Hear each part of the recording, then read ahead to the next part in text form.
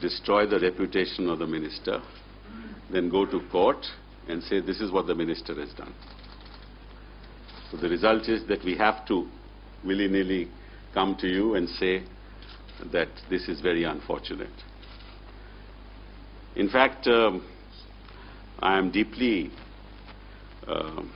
grieved by the way this is happening in public interest litigation. Public interest litigation, as you know, is meant to uphold the interest of the public, which of course court upholds ultimately, not to settle personal scores. I luckily just 5 minutes ago got a copy of that affidavit, because since it is at large. See what it says, para 5 and 6. Para 5 says that there was a proposal of the USOF branch approved by all the officers of the DOT, from DDG, Advisor Finance, Member Finance, and the Telecom Secretary, who is sitting to beside me. File noting of DOT dated 9th February as annexed as Annexure C. This file went to the Telecom Minister, who overruled all the officers, which I did, of the DOT, and in fact reduced the penalty to 5 crores. A copy of the note of Mr. Sibal is annexed. The facts clearly, now this is para 5, which is the facts. Then they say the facts clearly show that Mr. Sibal abused his position. So if I overruled my bureaucrats, I abused my position as minister, to overrule the unanimous view of the USOF branch, senior officers of DOT, Member Finance, to benefit a private operator. So if I overruled the decision, it was meant to benefit a private operator, and it was dishonest because I overruled. So all ministers must then never overrule decisions, because then Mr. Prashant Bhushan will say it is dishonest.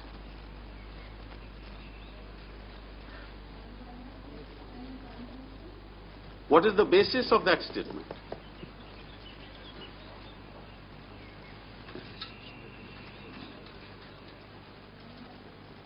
And I want to know, what has this got to do with 2G?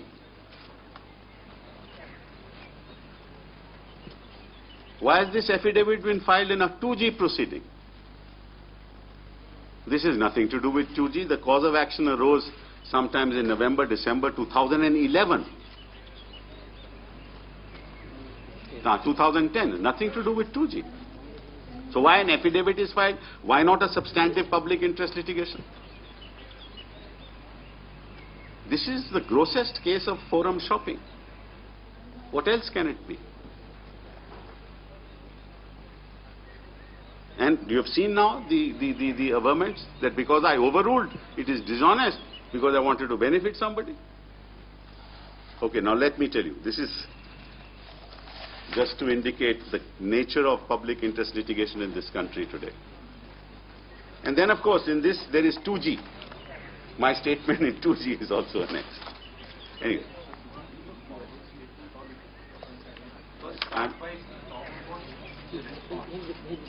I've got a formal statement, sir. You let me do it the way I want. Okay, there's a formal statement. It's going to be distributed to you. Now, what is the issue? What is the issue? First, I must show broadly why this is being done. What is the issue? Issue is there are licenses issued, as you know, through an entry fee and other things, and that license agreement is between the DOT and the licensee, whoever that licensee is, who is a telecom operator. This is what is called a USO fund. The USO fund is an attached office of the DOT, Universal Service Obligation Fund. Now, how this works is that whichever operator, because it's a subsidy provided for service to the rural sectors, whichever operator bids the least, seeks the least subsidy, gets the right to operate. Right? In this particular case, the subsidy was negative. In other words, Reliance was paying something to the government. Reliance had not claimed any subsidy. That's how the bidding went. So obviously he could operate therefore in 13 circles. And this happened way back in 2007. And it's a 5-year contractual agreement. Within 1.5 years you have to lay down the towers, and then the next 5 years you have to operate them. Anyway, that's a matter of detail. We don't have to go into it. Now, sometimes in November 2010, Reliance, for reasons which are on the record, which we need not go into, decided to stop the service. And the department didn't take to it kindly, and on 21st of December issued a show cause notice to him. The show cause notice was issued by the USO Fund, not by the Department of Telecommunications, because there was a contract between the USO Fund and Reliance. So the USO Fund issued a show cause notice saying why penalty of 50 crores should not be imposed on you, a lump sum penalty, total penalty of 50 crores, not 650 crores that is being bandied about in various channels. 50 crores. The secretary is here. That note was put up by me by the secretary. Okay, so penalty of 50 crores. By the time the show cause notice was 21st December, and there was no service. By the time the file came to me, the file reached me on 18th of February 2011. By that time, on 16th February, the service had been restored. Okay? So the issue before me was which provision to apply. So I looked at the USO Fund and the Reliance agreement. The clause mentions that if for any reason there is interruption of service, you will impose a penalty. Because service was discontinued in November, restored in February before the file came to me. So that was an interruption of service. Okay, so I said, is there a provision in the contract, in the USO Fund Reliance agreement regarding interruption of service? Yes. What is the penalty provision there? Whatever that penalty provision is, please apply that penalty provision. Okay. That provision says up to 7 days, there's a calculation to be made. Between 7 and 45 days, there's another calculation to be made. 45 days and beyond, there's another calculation. This fell between 7 and 45 days because apparently it was interrupted, 25 days or something like that. Okay? So I said, please apply that.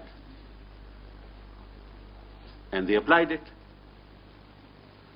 And that's how the 5 crores. I didn't impose 5 crores. I said, apply whatever that amount is, please apply that. And 5 crores came. Now, what is being said? That 650 crores should have been. Who is talking about 650 crores? Neither the department nor anybody. Then they say that you have reduced, now 50 crores, assuming by 18th February they had not restored service. Then no provision of the USO Fund would have applied. Because this would not be a case of interruption of service. Then I would have asked DOT to proceed under the license agreement. Maybe cancel their license. Maybe do other things.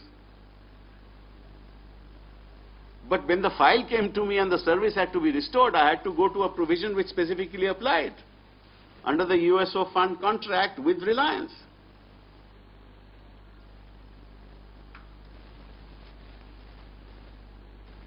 That's all there is to it. Now it is very defamatory, and I have said so here.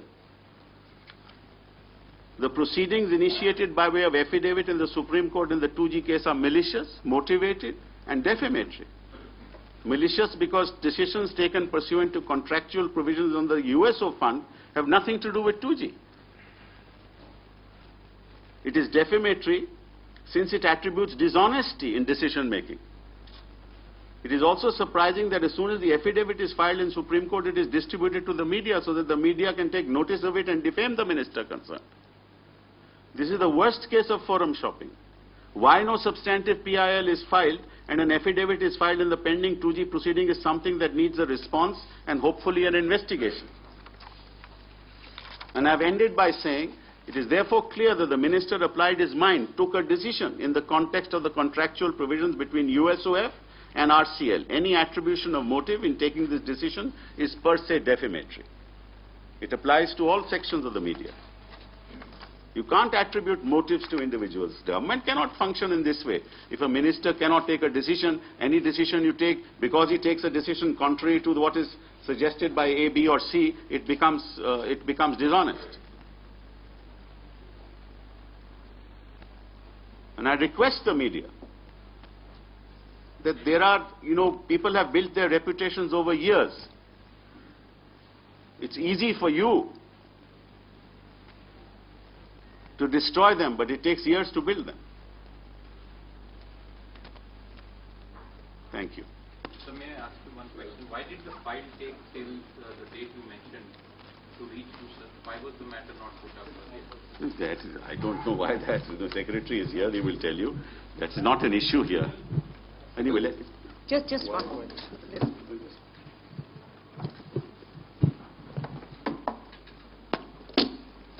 Well, as was mentioned, a notice had been issued, and after the notice, obviously you have to wait for a certain period, see what the response is or if there is a response, and then the consequential action follows. So in this case, whatever has taken place as per the normal time periods which would be applicable in such a situation. I don't think that there has been any particular time difference in terms of the sequence of events here compared to any similar case. So would you agree with the detractors who say that the file was delayed in being put up to the minister so that the service could be restored and therefore the ultimate penalty could be reduced? This is not what I am saying. These are some of the issues, and sir, because you are allowing me to ask this question, that's why I am asking it. That DOT now of... you're attributing a motive to the bureaucracy also. Sir, my question, sir, Previously it was please, just the minister. no, sir, please allow me to ask the question. There is no question of defaming anyone.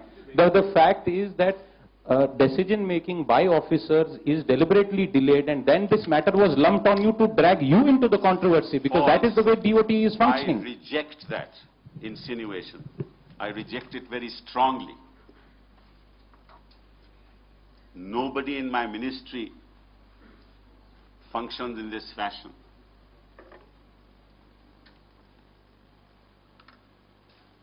Yes, please. Sibalji, November, Reliance has switched off the telecom towers. And February, they started. What was your ministry doing? The telecom services have been 4 months switched off. And Prashant Bhushan, sir, a second. Prashant Bhushan's very serious allegation is you were earlier, as an advocate, tackled the files of Reliance and you showed a clash of interest. This is the thing he is telling. Which file have I not tackled? Sir? I have tackled every corporate sector's file. Tata's, Reliance, both Reliance brothers, right? You name me any corporate house who have not represented. Any politician in this country. Mayawati ji has been my client. And we are fighting against Mayawati's government? Mulayam Singh ji has been my client. Prakash Singh Badal has been my client. Chandrababu Naidu has been my client. Now, what kind of questioning is this? When we are ministers, we are here protecting the public interest. We don't care who we represented at any point in time. So you don't answer my first question. 4 months, a telecom... As I said to you, 21st of December, the notice was given. 21st of December, the notice was given. So you need some time for them to respond to the notice. 60 days to respond to the notice. Within that period, the action has been taken. I don't understand what the meaning of this question is. Yes. November, it is switched off, late November. 21st December, notice is given. 60-day period is always given for notice under the contract. 16th February, it is restored. 18th, the file comes to me. 18th, I take a decision. I don't know what the problem is.